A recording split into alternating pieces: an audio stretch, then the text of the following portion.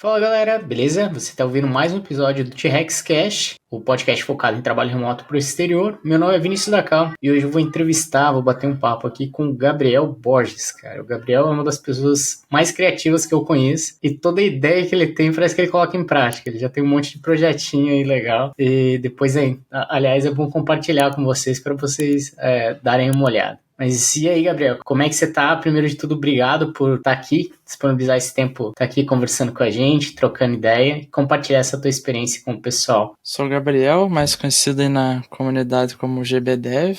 Eu estou trabalhando atualmente para uma empresa canadense, já faz quase um ano, trabalho com front-end, e é isso. Resumo, introdução, tell me about yourself. Bem isso, cara, primeira pergunta. Tu também tem um canal no YouTube, né? Tenho sim. Não é meu foco principal, mas sempre que eu posso estou trazendo algum vídeo lá. Também tem uma mini comunidade que eu estou criando com conteúdos de programação, então estou tentando transformar isso num foco, mas ainda é só um hobby. Que massa, cara, que massa. Quantos anos tu tem? Esqueci dessa parte. Tenho 21 anos. 21 anos, cara. Isso. E tá falando aonde que tu mora? Moro em Vacaria, Rio Grande do Sul, uma cidade não tão conhecida, bem pequenininha aqui. Tu é daí mesmo ou tu nasceu aí mesmo? Chegou a se mudar? Sim. Nunca me mudei. Nascido e criado aqui mesmo. Nascido e criado aí. Bem, agora tu falou que tá trabalhando já faz quase um ano que você tá trabalhando pra empresa do Canadá. Sim, eu realmente me perdi no tempo depois que eu comecei a trabalhar pra lá, porque parece que passou muito rápido. Eu acho que já fazem 9 meses, eu acho, por aí. Parece que foi ontem, cara. Passou Sim. rápido mesmo, hein? Os primeiros 2 meses parecia que não acabavam nunca, mas depois ficou tranquilo. E que os primeiros 2 meses foi que eles colocam de período de experiência ou teve alguma coisa em particular? Não. Eles não tinham definido isso, mas era mais particular mesmo. O medo ali da insegurança de nunca ter feito nada do tipo, mas depois tranquilizou. Legal. E quanto tempo de experiência tu tá completando agora na área? Agora, quando eu completar um ano nessa empresa, acho que já dá pra fechar, já vai fechar 3 anos de experiência no total. Porque quando eu comecei na canadense, eu tava fechando o segundo ano, então dá pra usar de base agora. Legal. Então, tu tava com 2 anos de experiência quando tu começou a trabalhar, então, pra ela. E nesses 2 anos foi... o que você tava fazendo antes de entrar nessa empresa? Com o que tu trabalhou antes? Então, até hoje, esse é meu segundo trabalho fixo, porque os 2 anos completos eu trabalhei na mesma empresa, que era uma empresa de jogos, que fazia criação de desenvolvimento de jogos em cima do GTA, que é uma plataforma que tem o 5M, provavelmente bastante gente conhece, que é bem famosa agora. Mas eu trabalhava no desenvolvimento das interfaces, então peguei bastante experiência desenvolvendo tudo que é tipo de projeto. Então me ajudou bastante nessa trajetória dos 2 anos. Cresci muito mais do que eu esperado, eu acho. Do que o que eu esperava, no caso. Que legal, que legal. Não, com certeza, cara. Eu lembro ali de ver até teus projetos pessoais, né? Isso eu acho que é legal a gente falar.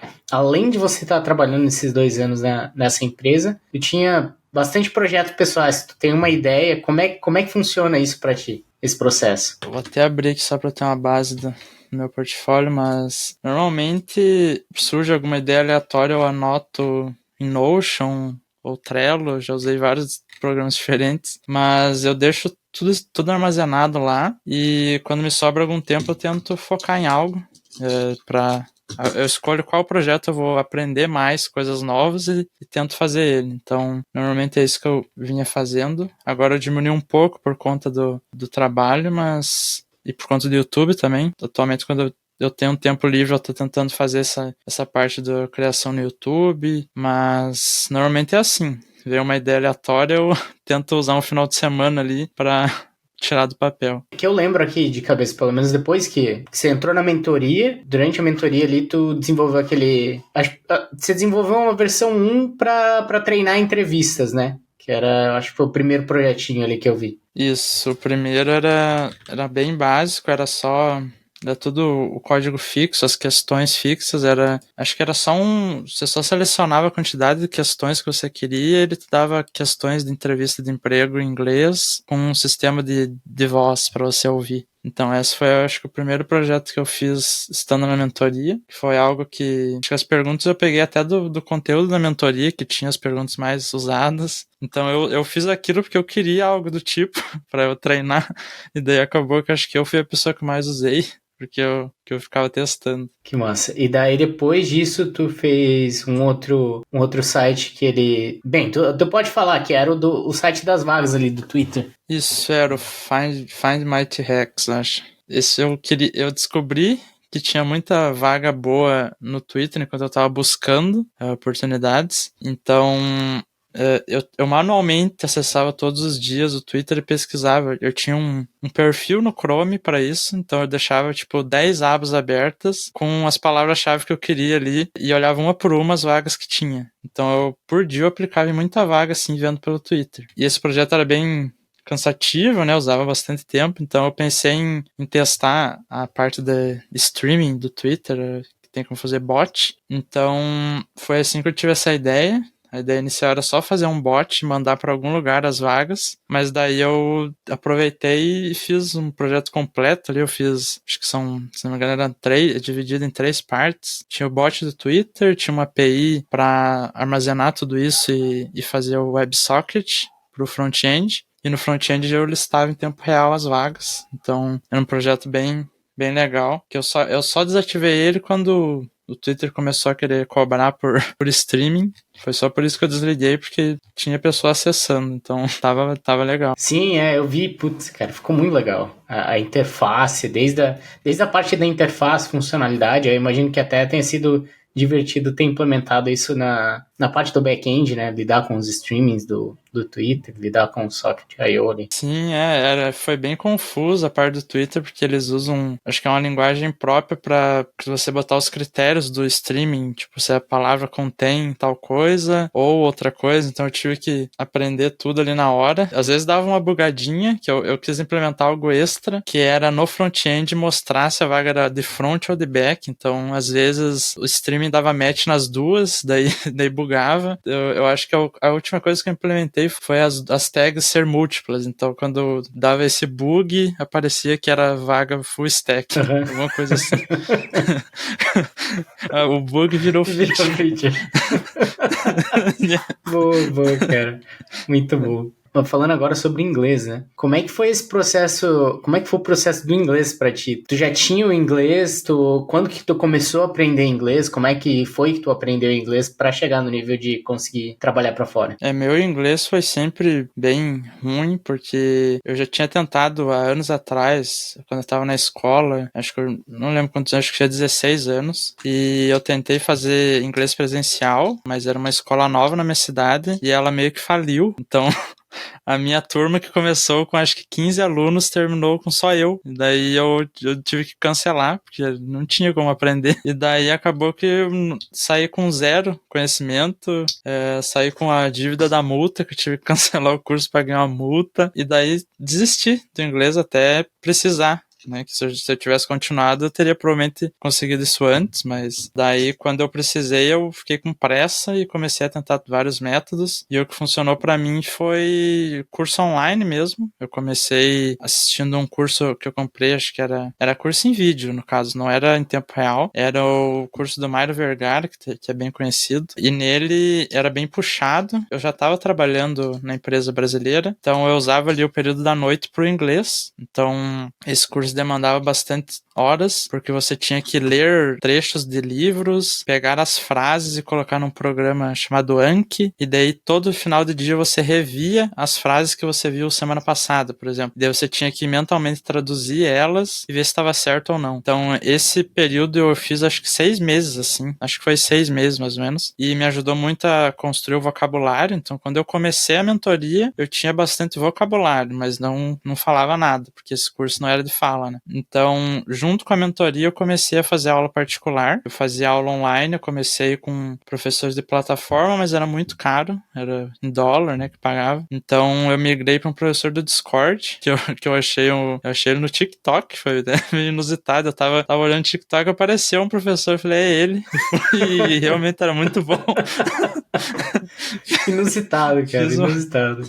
Foi o destino pra escolher, porque o cara realmente me ajudou muito. Ele dava uma aula, parecia que era a aula dos meus sonhos, assim, porque o que eu mais sofri com aula de plataformas era você entrar na call, em que 1 hora ficar vendo o livro, o PDF do livro junto com o professor. Pelo menos as aulas online que eu fiz eram assim, de plataforma americana, eu odiava, e com esse professor do Discord, ele fazia uma aula customizada pra você, né, não 100%, né, ele pegava o que faltava no teu inglês e dava uma aula daquilo. Então ele conseguiu nos primeiros 3 meses com ele, eu fazia acho que 3 vezes por semana, eu fiz muita aula, mas me ajudou a ficar decentemente bom para as entrevistas. Então, junto com as mocks interview que tinha na mentoria, eu fiquei com inglês decente ali para vaga. Até hoje tá longe de ser perfeito, mas para trabalhar tá bom. Agora não posso deixar de perguntar, cara, tinha dancinha no final das aulas ou não? Não, mas tinha. Não tinha. Mas sabe o que tinha? Ele gravava a aula inteira e durante a aula, se tinha alguma coisa, ele fazia um clipe e botava lá no TikTok. Ah, é? Então Tu era streamado ali, cara. Ele pedia permissão, obviamente, mas você virava TikTok ali durante a aula dele, porque se alguma coisa acontecia, eu ia parar lá. Eu acho que eu fui aparecer 3 vezes lá no perfil dele, com ele dava algumas trollagenzinhas, assim, durante a aula, algumas palavras com trocadilho, alguma coisa assim, mas era legal. Ele tem um planejamento para você chegar até certo nível, sabe? E depois ele passa para outro professor que é a namorada dele, que dá o inglês intermediário para avançado. Então ele construiu um bom esquema ali, né? Ele dá aula para os iniciantes e depois vai para namorada. Então, hoje em dia eu continuo fazendo aula com a namorada dele, então eu faço agora só 1 vez por semana, eu reduzi a carga, mas eu ainda tô tentando aprimorar, mas por enquanto tá certo, tá tudo certo. É bem interessante, cara. Cara, uma curiosidade é o TikTok, ele, antes de o pessoal conhecer, trabalhava na Ben, e a Ben lida com product placement, então eles, assim, fazem publicidade nas redes sociais, com os influencers e tudo mais, né? E o TikTok entrou como um cliente, eu acho, da Ben, pra divulgar com influencers a rede social. Mas até antes, eu acho que logo que eles assinaram o contrato, eles tinham ainda o pessoal ali interno, né? Meu diretor falou, fazer download e tal, e num hackathon lá explorar, ver se conseguiria fazer alguma integração com o aplicativo. E o CEO da empresa tinha falado, cara, esse vai ser a próxima rede social que, tipo, vai bombar. Ele falou, vai ser esse. Mas certo, impossível. Cara, olha, o cara, eu não sei qual que era as informações internas que ele tinha pra ele achar que uma rede social de dancinha ia bombar, mas... Totalmente. Agora tudo vai parar no TikTok. Todos os nichos. Tudo vira dança, né, cara? Tudo vira dança. Com Depois certeza. do TikTok até o Instagram vira dança. Se duvidar, o TikTok do professor tem alguma dança no meio, provavelmente. Se você acessar, vai ter.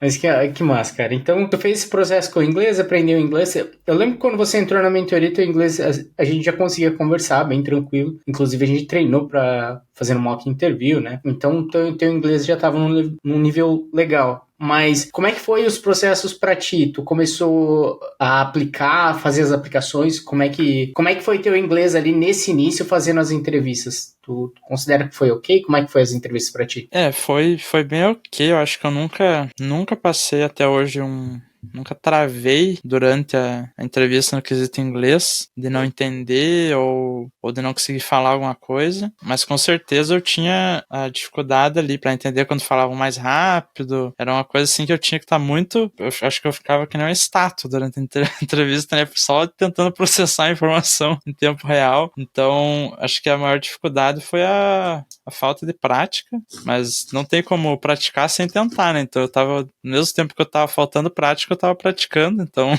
pra mim foi tranquilo. Mas com certeza, a coisa que mais me ajudou, acho que foram as mock interviews, que eu acho que eu fiz várias. Eu lembro que acho que, pelo menos nas primeiras vagas, todas eu fazia uma mock antes, porque eu queria estar preparado para aquela empresa. Então, o quesito inglês nunca falaram de forma negativa. Sempre foi mais falta de experiência mesmo. O inglês no geral, quando a gente tá falando com alguém de fora, que eu sempre falo pro pessoal, é muito difícil ver alguém de fora menosprezar o inglês ou se incomodar com o inglês, né? Não menosprezar, se incomodar. Porque pode acontecer assim, de você estar conversando com uma pessoa e se incomodar porque não tá entendendo. Mas eu nunca vi isso acontecer com o pessoal de fora. O que normalmente acontece é alguém, o próprio nativo brasileiro, vai fazer uma entrevista em inglês, daí fica incomodado com o inglês, né? Como é que foi a tua percepção em relação a isso? Comentando agora, eu lembrei, assim, que eu falei antes que eu não tive nenhuma experiência, mas acho que eu tive uma experiência relacionada a inglês, que foi durante uma entrevista técnica com um sênior da empresa, e ele era indiano, então o sotaque indiano é bem forte, né? Então nessa entrevista eu lembro que eu tive muita dificuldade para compreender o que estava falando, então acho que foi um ponto que me diminuiu nessa oportunidade. Acho que a falta de ter treinado com outros sotaques, né? Normalmente eu fazia aula com meu professor que fala ele fala meio misto, o sotaque do meu professor era meio britânico, meio inglês britânico, mas também fazia exercícios de assistir série, então era tudo em inglês americano, né? Então acho que é uma coisa boa de se treinar, escutar nativos não, escutar pessoas com sotaques diferentes, né? A questão do sotaque é importante, ter essa variação de sotaque, principalmente sotaques que são fortes, né? Tem um colega na empresa que eu tô agora que ele é chinês e ele também tem um sotaque forte. Então, acho que chinês, indiano, pode ter alguma dificuldade para quem não é nativo entender, né? Sim, sim. Mas é questão de prática. Eu acho que depois de um tempo que a gente se acostuma, a gente começa a mapear a forma que eles pronunciam certas... começa a ficar acostumado. Eu também, assim, trabalhando pra fora, mesmo quando eu comecei a trabalhar ali pra Europa, tinha os sotaques da Eslováquia. Eu lembro que eles falavam, por exemplo, ao invés de falar I was, né, eles falavam I was. Era o W era V. Então ficava mapeando na cabeça, assim, toda vez que falar a voz tipo, é o was. Então ficava mapeando que sempre que o V, o som de V poderia virar, tipo, o W poderia virar um som de V, então eu já estava acostumado. Eu acho que os nativos fazem isso com a gente, né? Sim. Com certeza. Eu acho que com certeza. Só que eles estão tão acostumados dentro do contexto deles que é igual a gente entendendo uma criança. A criança vem e fala, abre. Abri. Não, beleza, abriu. Caiu. E daí tu se acostuma, é isso que acontece. E não é um problema, assim, na maioria das vezes não é um problema, né? Dando pra entender. Sim, dando pra entender. E então acho que não costuma ser um problema. Então eu fazia ficava remapeando as pronúncias. E eu acho que quando eu troquei pra empresa que eu trabalho hoje, também tem colegas de diferentes nacionalidades. Então mesmo depois de 4, 5 anos trabalhando pra fora, quando eu troquei pra essa empresa atual, tinha alguns sotaques que era diferentes, sotaques que eu não tinha ainda tido muito contato. E daí também mapeei de novo, tive que remapear algumas coisas. Você tem um banco de dados de sotaque. Tu vai criando um banco de dados, fica automático. Então hoje, as pessoas que antes eu tinha mais dificuldade para entender, hoje fica normal, assim. O inglês tá normal, porque já criou ali uma... Já leva pro resto da vida, exatamente. Você cria um dialeto. Fica criando dialetos ali. Mas que legal que... Bem, tu passou por esses processos, mas no final deu certo, né? E como é que foi... tu lembra mais ou menos quantas entrevistas você fez? Não, o número exato eu não lembro, mas tendo uma base, eu tava fazendo... Quando eu comecei a realmente aplicar muito, era 2 a 3 por semana, eu acho. Era muita entrevista, porque, como eu já comentei em outras reuniões, outras calls que nós tivemos, eu acho que eu venci na quantidade, que eu aplicava demais. Porque eu aplicava o dia inteiro, assim, quando sobrava um tempo eu tava aplicando, e em job board que eu nem sabia o que era, nem conhecia direito, só vi que a vaga era de React e eu já tava aplicando. Então eu fui parar em muita entrevista, mas acho que foram poucas que eu cheguei a passar, assim, pras etapas mais avançadas ali. Acho que essas, sim, foram bem poucas, talvez 5, 6 no total. Essas de chegar ali na técnica, coisa do tipo. Uhum. Então conseguiu bastante entrevistas, mas a maioria acabava ficando na primeira etapa. É o que a gente fala, tem um funil, né? Você tem que aplicar para muitas, para conseguir algumas entrevistas, para daí conseguir passar para algumas, menor ainda o número, né, de entrevista técnica, para daí ainda tem etapas ali no entremeio, para daí sim receber uma oferta. Às vezes de 30, 40 processos que você fez, vai chegar em uma ou duas ofertas. E as entrevistas, a maior parte, tu acha que foi aplicando mesmo, ou chegou a receber bastante contato através do LinkedIn também? Acho que teve 2 casos que vieram falar comigo, mas só um foi pra frente, que acho que um caso era um recrutador argentino, tava contratando pra fora, mas tinha que morar lá, já tinha que ser de lá, no caso, de uma região específica, né? E outra foi, acho que eu fui até avancei bastante, até participei de subprocessos com essa recruiter, que ela me achou no LinkedIn, daí me chamou no WhatsApp, a gente fez na mesma hora. Eu lembro da estratégia que o Brian falava, que eu tava aplicando isso pra tudo que eu podia mandar mensagem eu fazia, que era marcar pra agora, né? Tipo, a recruiter chamava e eu falava, quando você pode? Eu posso agora. Daí essa recruiter foi por WhatsApp. Eu lembro que ela falava muito rápido, que era difícil um pouco de entender, porque ela era bem, bem rápida. Mas daí ela me passou, acho que em 3 processos, ela me colocou em 3 processos, porque no primeiro o cliente descontinuou, daí o segundo contratou outra pessoa e o terceiro acho que eu parei no teste técnico. Mas essa foi o mais destaque, mas só acho que foi a única importante que me chamou no LinkedIn, mas a maioria foi aplicando, eu acho. Interessante, interessante. Tu provavelmente causou uma boa impressão nela, se ela te colocou em outros processos, né? Sim, ela falava muito da dedicação, assim, de ficar prestativo ali quando tinha alguma coisa, respondia muito rápido, daí acho que ela gostou disso. Essa vaga que você conseguiu, que você tá hoje, tu lembra em qual plataforma ou por onde que tu encontrou ela? Foi na própria plataforma da empresa, que a Workwolf é uma plataforma de recrutamento, e elas têm os job boards próprios. Eles criaram o job para eles mesmos, então foi lá que eu apliquei. Eles têm um sistema próprio que é o Pathfinder, que é para ver onde você se encaixa, sabe? Aqueles questionários de personalidade. Então eu tive que fazer isso, tive que fazer vídeo de introdução. Sei que era uma vaga, se não me engano, eu vi ela no LinkedIn, no LinkedIn Jobs mesmo, e era uma vaga afirmativa para brasileiro. Acho que eles estavam substituindo um brasileiro que estava no front deles. Então, foi pelo LinkedIn que eu vi a vaga. Interessante. Então já tinha outros brasileiros, acabou substituindo um brasileiro, mas tem outros brasileiros que trabalham contigo hoje? Sim, só um, que ele trabalha de back-end. Ele é um senior Java developer. Então tem outro brasileiro. De qual região que é a empresa qual região ali do Canadá? É Toronto. Toronto. Empresa em Toronto. Então o time zone fica bem parecido, né? É 1 ou 2 horas de diferença só. Sim, atualmente é 1 hora. Quando eu entrei, não sei se o time zone atualizou, foi todas as reuniões, mas acho que foi o time zone que quando eu comecei era 2 horas de diferença. Agora é só 1. É por causa do horário de verão deles, alguma coisa assim. Eu não sei certo o mês que trocou. Acho que é no final do ano agora.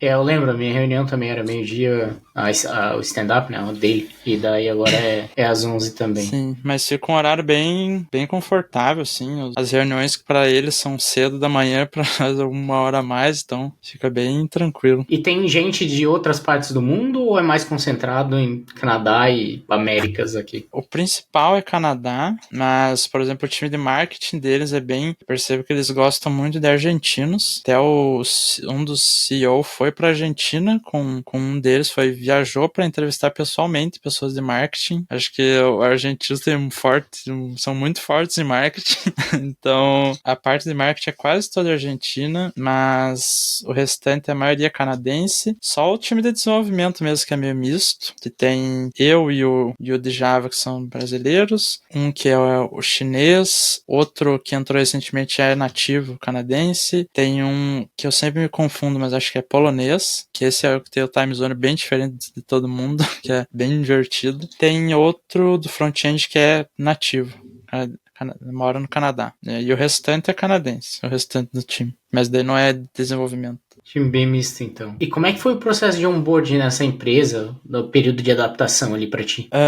Período de onboarding, eu comecei numa segunda-feira, então nessa semana era a semana de onboarding para eles, eles tinham um Notion com tasks para mim, tasks no caso de onboarding. Daí eu não lembro certo, acho que era conhecer o time todo, eu podia escolher ver no Notion que eles têm uma parte só com informação de todo mundo, ou se eu quisesse eu podia marcar call com alguém. Tinha também fazer o seu primeiro ticket, que era eles usam Gira, então durante a primeira semana eu tinha que fazer um ticket pelo menos. Tinha configurar o ambiente local, daí eles me ajudaram, mas é bem simples o ambiente deles, é só instalar as DPDs e rodar o projeto, não tem nada de complexo. Eu acho que era só isso, ele foi bem livre o onboarding deles. Não, tinha também logar em todas as contas, daí eles criaram todas as contas para mim, de Gira, entrar no GitHub, coisa do tipo. Então foi bem tranquilo, não sei, porque eu nunca tinha passado por processo de onboarding na minha vida, não sei se são todos parecidos ou não, mas pelo menos esse foi bem tranquilo, bem livre. Eu não me senti pressionado ali naquela semana. Que bom, que bom. E desde ali do início tu já conseguiu entregar a tarefa? Tu lembra quanto tempo mais ou menos? Sim, acho que nessas primeiras semanas eu já tinha feito 3, eu acho, tarefas. Era bem...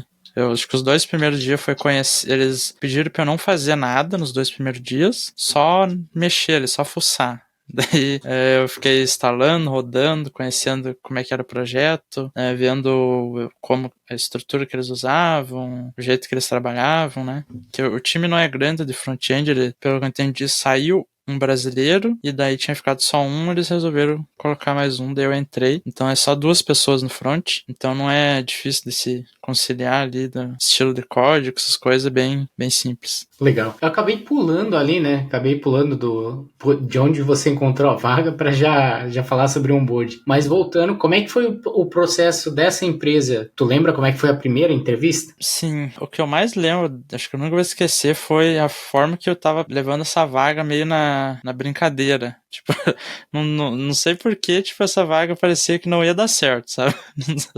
Eu tava no automático aplicando, e daí era uma semana que eu tinha outras entrevistas, tava, tipo, com várias entrevistas, e daí essa entrevista era, desde a primeira entrevista era com o líder técnico, todas as entrevistas. A primeira foi só conhecer sobre pessoal, né? Como sobre experiências anteriores. Acho que nessa reunião que eu mostrei meu portfólio, que daí eu mostrei projetos e tentei chamar o mínimo da atenção. Daí eu consegui passar para a próxima etapa. Essa reunião acho que foi numa sexta, e daí essa vaga estava já quase fechando o processo, e daí ele me passou para a próxima etapa, mas falou que eu só tinha até segunda para entregar o teste técnico.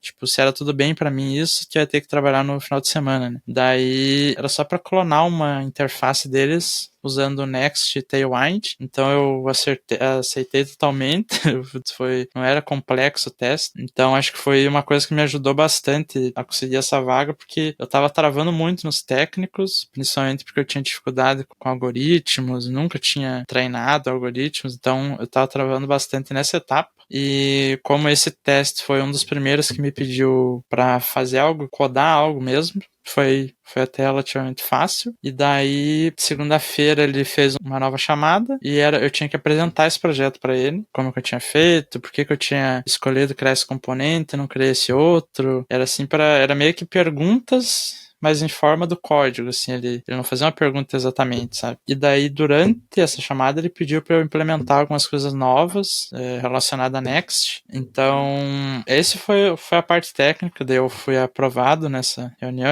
tudo que ele me pediu eu consegui fazer, consegui explicar, daí eu fui aprovado para passar para a próxima, que já era com o CEO e o Product Manager. Então, nessa, eles me perguntaram muito sobre faculdade, tipo, se eu não ia não ter tempo, porque eu falei que eu fazia faculdade online, né? Para eles isso eu tomava, tipo, o meu dia inteiro. Eles não sei porque eles achavam isso. Eles estavam muito preocupados se eu conseguir trabalhar, entende? Eu vi que não, que a minha era tecnólogo, que eu focava mais durante o final de semana ou tarde da noite. Isso foi o que eu falei com o CEO e o Product Manager. E o Product Manager, ele era front-end no começo da startup, então ele que começou o código. Então ele também fez algumas perguntas sobre projetos do meu portfólio. Tipo, em tempo real ele ligou a tela e perguntou sobre alguns projetos aleatórios. Acho que falou mais sobre aqueles mais atrativos, tipo os que tinham coisa de 3D, coisa do tipo assim. Ele perguntou, como é que você fez isso? Não sei, coisa assim. E daí perguntou sobre salário, pretensão salarial. Fez uma pergunta muito que buga completamente, que era quanto que recebia no Brasil. Daí eu não lembro o valor que eu coloquei, mas eu respondi um valor assim, não real. Não, não, botei um valor em dólar aproximado ao que eu tava pedindo. Acho que era tipo, eu pedi $3.000 canadenses pra eles. E acho que eu falei que eu ganhava tipo 2 mil no Brasil. Daí ele perguntou, tipo, o que seria isso comparado no Brasil, seria um salário bom, coisas assim. Eu falei que sim, e qual que eram os meus objetivos, eu acho. Daí acabou aí, e depois só recebi o e-mail da oferta. Então foi um processo até bem rápido. Acho que foi rápido porque eu cheguei no final, né? Cheguei na última semana, então não tinha como demorar. Daí foi uma loucura, né? O dia que eu recebi a oferta lá, já chamei tu no privado. Não sabia o que fazer, não sabia nem ler o contrato. É tipo, o que eu faço agora? Nunca cheguei nessa fase. Eu nunca cheguei nessa etapa. Não tinha nada pra isso, cara. eu só tava, só sabia fazer clone de currículo no LinkedIn, não sabia mais fazer nada. Foi surreal. Certo, eu vou ali sentir algo assim, imagino. Imagino, cara. E aí deu tudo certo ali, né? Assinou o contrato. Quanto tempo depois tu começou? Foi tipo uma semana depois. Uma semana depois. Fiquei uma semana de boa e depois comecei. Foi ali, você me lembrou uma coisa. Acho que durante a primeira entrevista ele perguntou. Agora eu não lembro o nome do termo, né? Aquele termo lá de quando você vai começar. Se você tem notice period. Isso. E daí a maioria eu falava um mês. Porque, tipo, normalmente é um mês que você sai de uma empresa pra outra, né? Daí quando eu falei um mês, ele meio que, tipo, ficou em choque. Falou, nossa, tanto? Eu falei, sorry, repeat. Daí ele repetiu a coisa. Eu falei, não, é uma semana.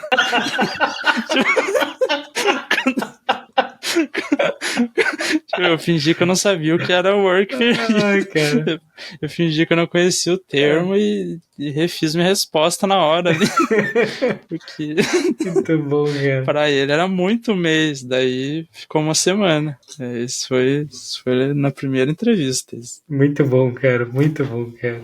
Você conseguiu ali improvisar, né, cara? Você viu a reação do cara, já improvisou. E algo que eu tirei de positivo dessa oportunidade é que, como eles recrutam pela plataforma deles, depois que eu virei admin da plataforma, eu cheguei a acessar meu perfil e consegui ver o que já tinham falado de mim durante o meu processo, sabe? Tinha, tipo, só notas. Daí, a única nota que tinha lá era sobre GitHub. Tipo, pra eles, foi importante eu ter o GitHub ativo, tipo, com projeto, sabe? Então, ele tinha lá um comentário, tipo, GitHub muito ativo. Por causa que nesse processo tinha ficado eu e mais uma pessoa só no final. Daí eu não sei se eu fui aprovado pelo GitHub, não sei se foi o ponto-chave. Então, sabendo disso, hoje em dia eu recomendo pra todo mundo fazer projeto, coisa do tipo. Quando faço vídeo no YouTube, criando algum projeto, né? Foi só mais um motivo pra eu ficar vivendo fazendo projeto. Eu já fazia antes, agora piorou. Com certeza, né? Manter ali ter um GitHub ativo, principalmente com projetos. É que a maioria dos seus projetos não são. Que eu costumo ainda falar quando o pessoal. Eu sempre cito o teu exemplo quando o pessoal fala assim, portfólio, é importante ter portfólio? Eu falo, claro que é importante, mas existe uma grande diferença entre você ter um portfólio, onde que você clonou um monte de, eu tenho aqui o meu portfólio, o clone do Netflix, o clone do, sei lá, do app do Nubank, o clone do não sei o que, é tudo uns clones que todo mundo tem os mesmos clones, e fazendo a semana de alguma coisa. E a diferença do teu portfólio é que você via problemas do mundo real, problemas teus, né, que você queria resolver. Poxa, ao invés de eu ficar aqui com 50 abas do Twitter aberto em cada hashtag, eu vou criar um sisteminha para automatizar isso. Daí tu parava, ia lá, implementava, desenvolvia uma interface, tudo certinho, e vira item ali do teu portfólio, coisa que ninguém mais tem. Aí é que tá também, não é só um sitezinho que tá tudo estático também, é tudo funcional. Você teve que fazer deploy, você teve que integrar com banco de dados, é um portfólio completo. Aí sim você vê a versatilidade da pessoa, né? Porque do contrário, se você vê um portfólio que todo mundo tem, o que você vai concluir? A pessoa assistiu um vídeo e copiou do vídeo. Assim, é um jeito de aprender, não tô falando mal disso. É perfeito pra pessoa aprender. Você fazer isso, você vai evoluir. Você vai evoluir, você vai aprender. Mas publicar... Mas não vai agregar muito no portfólio, pelo menos quando você tá tentando chamar uma atenção maior, né? Pra você entrar, talvez, uma vaga do zero, talvez falar, olha, eu já fiz isso daqui. A pessoa vai falar, a pessoa é interessada, pelo menos já desenvolveu uma coisa básica aqui, conseguiu copiar de um vídeo, beleza. Agora, se quiser, no caso que a pessoa já tá buscando, principalmente se tá buscando uma vaga pro exterior, aí só o copia e cola não vai funcionar, vai ter que ser alguma coisa, em termos de portfólio, né? Seria interessante ter alguma coisa a mais. Fora que, tipo, você pegar um projeto assim grande... é muito vantajoso, porque você acaba aprendendo um monte de coisa. Eu acho que o maior projeto que eu já fiz hoje, atualmente, de portfólio, é um que eu criei há um tempo atrás, que é Catalify. Não sei se você viu, que era um sisteminha comum de catálogo online, mas deu muito trabalho, tipo, foi muito difícil pra mim, porque eu criei ele pensando que eu queria fazer alguma coisa de back-end ali, porque sempre foquei muito no front, então eu fiz esse projeto, tá no meu portfólio. Ele ficou online por 1 mês e meio, acho 2 meses. Ele tinha todo o sistema de compra de premium. Tipo, eu publiquei ele pensando que se alguém comprar, eu vou deixar ligado, senão eu vou desligar. Então ninguém comprou. Então eu também não cheguei a fazer um marketing, né? Tipo, mas minha startup. Eu só fiz um teste ali, mas o que eu levei de aprendizado foi todo o processo do projeto, porque eu não tinha designer, não tinha nada, então eu fiz tudo do zero. Não usei nenhum design de base, tipo, acho que de base eu usei a landing page, eu usei a landing page do Stripe, alguma coisa assim. Mas o projeto em si foi tudo codando na hora. Eu queria ficar um pouco mais rápido em Tailwind, porque eu tinha começado nessa oportunidade, nessa do Workoff. Então, eu fiz todo o projeto em Tailwind, Next e uma API em Nest, que eu queria muito fazer uma API em Nest, e nesse projeto fiz ela completa. Então era um sistema de catálogo, que você criava o catálogo como uma marca, botava os produtos lá, e daí tinha a versão, o link público com sua URL, tipo gabriel.catalify.com, entendeu? Tinha o subdomínio ali. Que legal, então, tu criou até com subdomínio, cara. Como é que... Sim, o subdomínio era toda uma lógica da Vercel. Eles têm uma lógica junto com o Next de middleware. Então era bem louco a forma que funcionava. O mais louco ainda foi desenvolver, porque era meio que muito ruim você ter um subdomínio localhost ali. Foi uma luta para aprender como é que fazia, mas funcionou. Foi um projeto realmente que eu gostei muito. Eu também foi a primeira vez, acho que eu fiz o upload de arquivo, assim, real. Eu usei aquele do Google Storage. E eu ia usar eu usei o do Google. Então foi a primeira vez que eu vi como as coisas gastam, né? Que tem gasto ali quando faz o deploy. Foi muito legal. Esse projeto realmente me valeu a pena. Eu imagino, cara, assim, tem muita coisa que eu aprendi também fazendo projeto pessoal, assim, coisas que eu não ia aprender na empresa, pegava um projeto pessoal para fazer e ia aprendendo. Eu queria aprender React, eu começava aprendendo no projeto pessoal, porque a empresa só ia dar espaço, principalmente na época da Software House, que a gente pegava uns projetos e qual tecnologia que a gente vai desenvolver. Pra gente propor uma tecnologia nova, a gente já tinha que ter alguma experiência, né? Como é que a Software House vai investir numa tecnologia que o pessoal ainda não tem experiência nenhuma. Então, eu acabei usando muito disso e até hoje. Eu acho que no último projeto, o T-Rex Jobs mesmo, eu acabei aprendendo muita coisa sobre web scraping, até sobre filas, que foi a última coisa que eu estava trabalhando, trabalhar com filas, com o Bull.js. Nunca tinha trabalhado com filas. Porque às vezes no trabalho não tem muita necessidade de tu aprender, por exemplo. Às vezes filas vai ter alguém que já tem experiência com aquilo e que vai acabar pegando a tarefa, né? Ou, sei lá, trabalhar com real time ou com várias coisas. Às vezes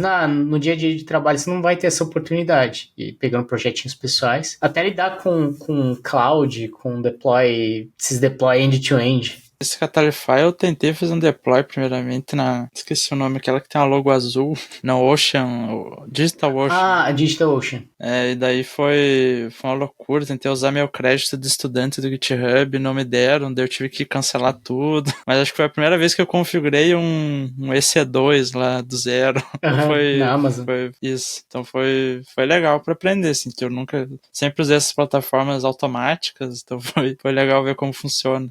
Aconteceu a mesma coisa comigo, assim, cara, eu tentei utilizar um outro serviço da Amazon, não foi o EC2, foi um outro, que levanta serviços, gerencia as imagens do Docker e tal. E eu lembro que não tava indo pra frente, cara. Eu não lembro onde que ele tava travando, não tava funcionando direito. E daí eu fui indo, acabei indo pra Azure, foi o mais fácil pra configurar tudo que eu precisava, foi a Azure, acabou sendo a Azure. E tinha os créditos lá também. Inclusive hoje eu acho que a maioria das coisas que a gente utiliza é tudo pago, mas é um valor assim razoável, pelo tanto que a gente utiliza. E ficou tudo configurado no automático, também ficou bem legalzinho assim. A questão da pipeline de deploy, com Docker, com GitHub Actions, tá tudo certinho. Mas eu vim aprender isso, realmente, tipo, aprender mais sobre isso agora para esse projeto. Eu tive que fazer o deploy do começo ao fim, gerenciar todo o projeto, né? E não ficar só com uma parte ou com outra. Então, foi bem interessante. E agora, assim,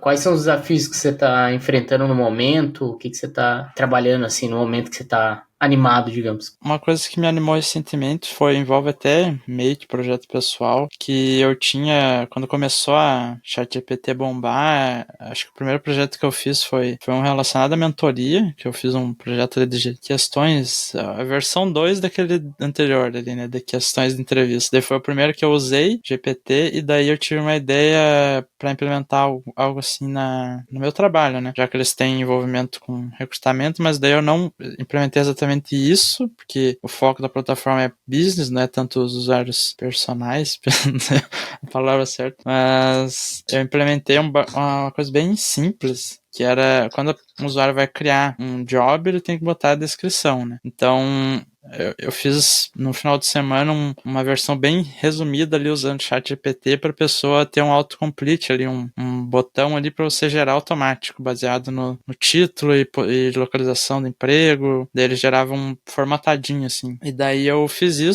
assim para testar, né?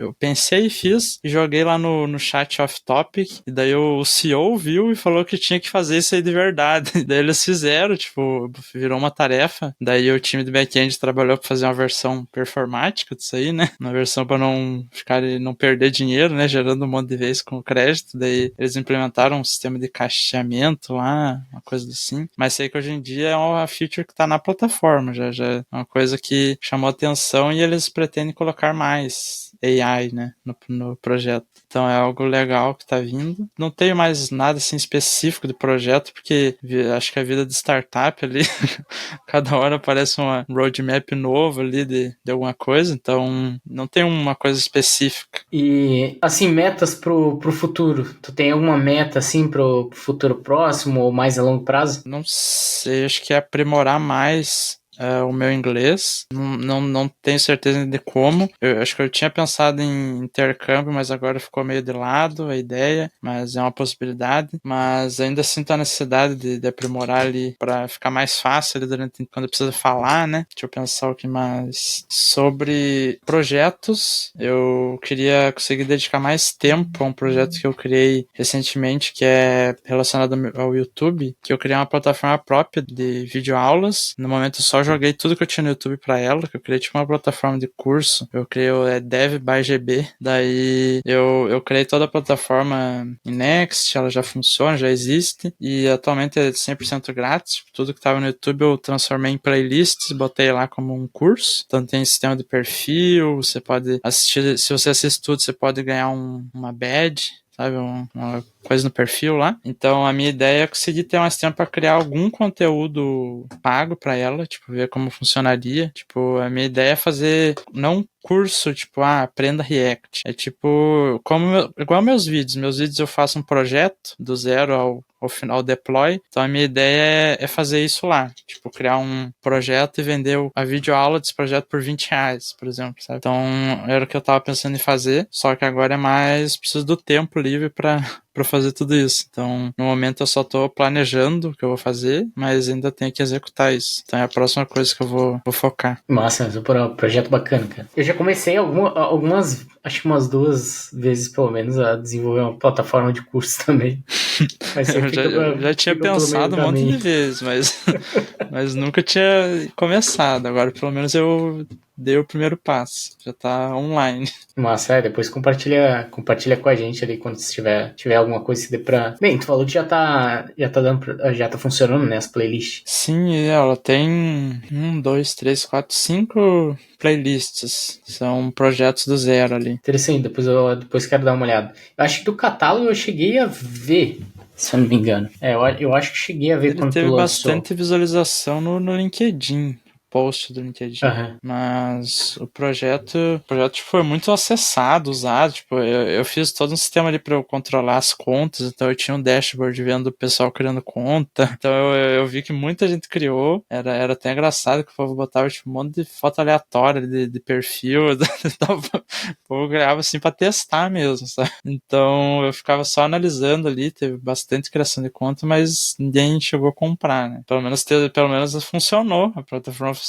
Não sei se funcionaria para sempre, mas eu curti demais esse do catálogo. Mas que massa. Cara, e, assim, falando sobre o T-Rex, né? Porque esses meses ganhando em dólar, eu lembro que deu uma grande diferença pra ti em relação ao salário do Brasil pra essa mudança do salário de fora, né? Como que isso impactou na tua vida? E tem alguma coisa que tu comprou e que tu gostou muito, assim, que foi o T-Rex que acabou te proporcionando? Eu acho que o principal é o conforto, né? Que eu acho que todo mundo fala do dinheiro não traz felicidade, mas traz conforto, né? Então, acho que muito diferente, porque quando eu tava, antes do T-Rex, eu tava só trabalhando para essa empresa do Brasil e o salário já tava, tipo, fora do padrão brasileiro, já tava, tipo, bem precisando mudar de alguma forma, não tinha muito conforto, sabe? Era meio no limite. Então, quando começou o T-Rex, a primeira coisa que eu adquiri foi, nos primeiros meses já, foi o Mac, que eu sempre quis para desenvolver e não me arrependo. Não comprei nas lojas brasileiras, né, porque era o dobro do preço, então eu comprei importado. Então, foi a primeira coisa que eu comprei porque eu tava precisando como a empresa não dava equipamento, o motivo inicial foi precisar desenvolver algumas coisas no Safari ali, desenvolver bug fix no Safari. Daí ninguém do front tinha, então como eu já queria, eu pensei, vou pegar e eu vou conseguir resolver tudo isso aqui. Então, foi o que eu fiz. Daí, fiquei com ele. É um Mac,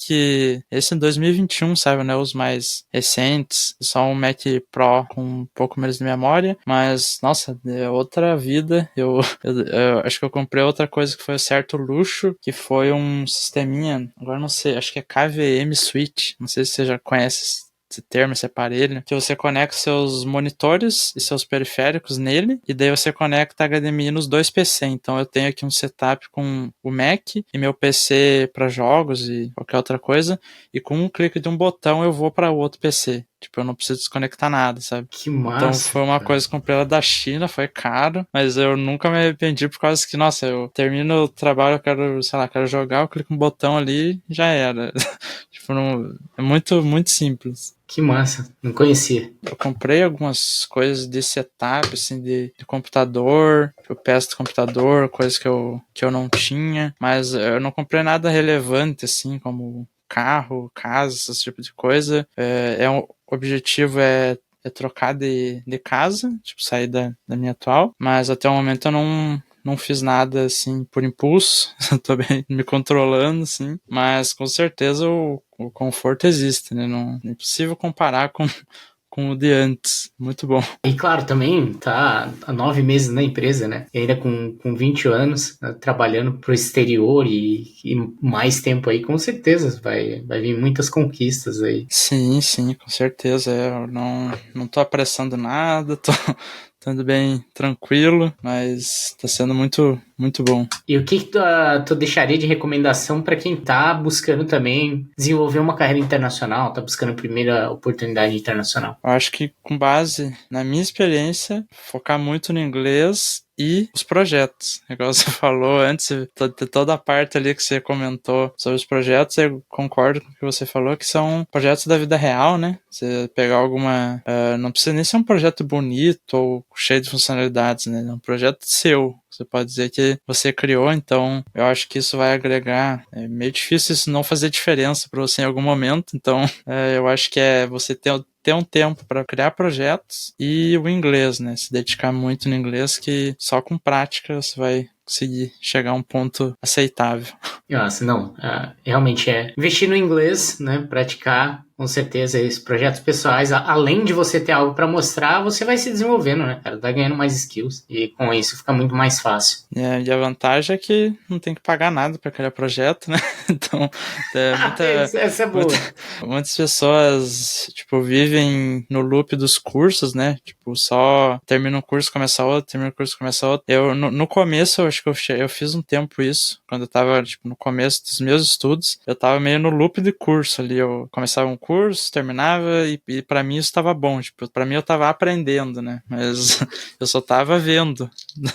Então, quando eu tive o primeiro choque de realidade de ter que criar algo do zero, eu vi que eu precisava praticar. Então, é isso, criar projeto para praticar. Isso é uma junção dos dois, né? Eu acho que o legal de aprender, assim, onde que eu vejo que aprende mais. Pode ter o curso pra meio que tirar da inércia, aí você vai ver o básico de cada coisa, daí você começa a aplicar, porque, cara, nunca a realidade dos cursos vai se aplicar 100% a tua realidade muito específica. Aí, às vezes, a tua realidade específica, às vezes o teu problema específico, você acaba encontrando na internet uma solução mais ou menos parecida para aquilo. E aí você vai adaptando, né? Algum código pronto, alguma lib que resolve o problema, e aí alguém que já passou por aquele mesmo problema e tal. E aí você vai adaptando, até chegar ao ponto que fica ali proficiente. Não precisa toda hora ficar indo no Google para resolver um problema. Uma dúvida que eu tenho hoje em dia é como vai ser, tipo, para quem tá começando a questão do chat GPT, como vai ser o aprendizado de todo mundo agora, tipo, o que vai mudar. Isso é algo que eu tenho curiosidade, assim, de ver, tipo, quem tá estudando agora, sabe? Ter o controle de não usar pra tudo, tipo isso. Porque ele é correr com tesouras, né? Tipo, chance de acontecer um acidente, porque é muito fácil você falar, escreva uma função que faz tal coisa, e ele retornar uma coisa nada a ver ali pra ti, ou uma coisa que tenha algum problema de segurança no meio, tem um problema grave de performance, ou não sei, problemas. E a pessoa que não tem experiência não vai conseguir avaliar. E cara, você pega um dia que você tá meio um pouco lesado ali, e você fala, cara, não vou parar deixa eu pegar ele aqui pra escrever teste unitário. E aí daí você copia lá o código, cola, dá uma olhada rápida, ver se funcionou. Aí depois você manda pra frente. Você manda pra frente, o pessoal vai revisar. Aí a pessoa faz um comentário, por que isso daqui tá aqui? Aí você fala, não sei, que merda isso. Tipo, por que eu mandei isso pra frente, cara? Aí você, putz, por que eu não parei? Eu tava cansado e acabei passando batido. Porque realmente é uma coisa assim, você tá escrevendo código linha por linha, é uma coisa, agora você copiou o código ali inteiro. Se você não tiver a paciência de olhar realmente o que tá acontecendo, é muito fácil você colar código que não tem que não pelo tem menos nada a ver. Entender, né, o que fez. Tem que entender muito bem. Agora o Copilot eu tô gostando. O Copilot versão Enterprise é uma mão na roda. Tu usa o Enterprise ou... Eu uso do plano de do plano de estudante, acho que é o estudante? padrão. Uhum. Mas tem a versão X agora também.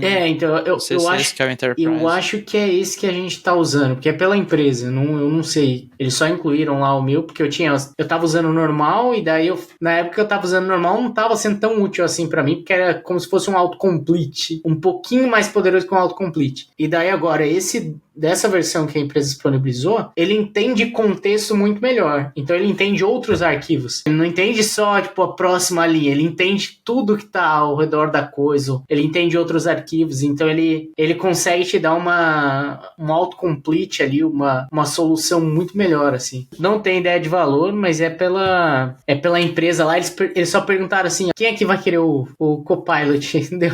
Só Fácil assim? Por favor, adiciona aí. Eu quero. E o interessante é que não é essa melhor versão, mas você estava falando que tem um estudante, né? Quem mantém projeto open source de um certo... Eu acho que tem que ter um mínimo lá, eu não sei se é de stars ou alguma coisa assim. Mas tinha um cara no time que ele tava no time do Storybook. Aí ele tinha ele era Eu acho que gratuito era pra por ele. Stars esse É pro sistema. Stars, né? Então, mas ele tinha, mas daí ele acabou trocando e pegando esse. Ele fez um upgrade daí pra incluir ele, pra pegar esse que é. Eu chamo de Enterprise porque é o da empresa lá, mas. Provavelmente então é o X que eu vi o povo falando bem da versão. Acho que é GitHub X, né? Só isso. Mas eu vi falando lá a comparação, era 1000 vezes melhor, alguma coisa assim, 1000 vezes mais rápido. Eu uso o tradicional e pra mim ajuda em certos casos. Tipo, quando eu tô em dúvida sobre uma forma de fazer alguma coisa, normalmente eu faço um comentário ali, vejo o que ele faz, daí eu vejo se é válido ou não. Então, o que eu mais gosto é pra atividades repetitivas ali, tipo, quando tá criando um objeto ali e você tem um dado em cima, você tá reescrevendo ele em um novo formato embaixo, daí ele vai fazendo pra você, essas coisas aí não tem preço. Cara, se tu tiver também, por exemplo, você tem um JSON e daí você quer tipar o JSON. Aí você cola lá o JSON em forma de comentário, define o nome da Sim, tipagem, só vai dando sim, enter e ele vai retornando qual que é a tipagem exato. do JSON. Tem essas coisinhas mais simples, o versão básica acelera demais o processo. Recentemente eu viajei e usei um VS Code no notebook 100 e eu fiquei meio lerdo. Eu senti assim que tinha uma grande diferença ali. Que eu escrevi e tava esperando pelo tab, sabe?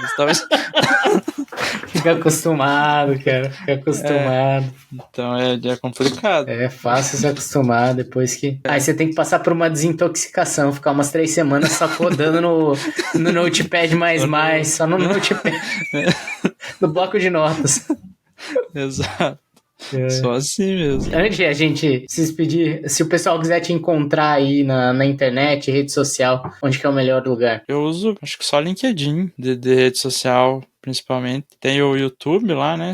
Mas lá não tem como conversar, então principalmente é o LinkedIn. Só buscando Gabriel Borges já deve aparecer. É um dos primeiros ali. Meu perfil é todo azul, então o primeiro azul que aparecer ali você clica. Que a minha URL do perfil eu nunca troquei, mas eu acho que é GB Designs. GB Designs A 13. gente não chegou a falar sobre isso, mas tu trabalhava com design antes, né? Isso, exato. Quando eu criei o LinkedIn, eu tava trabalhando com design, então eu nunca troquei porque eu já mandei esse link em tantos lugares que eu acho que se eu tirar, ninguém nunca mais vai me achar ali, porque tanto link que vai quebrar.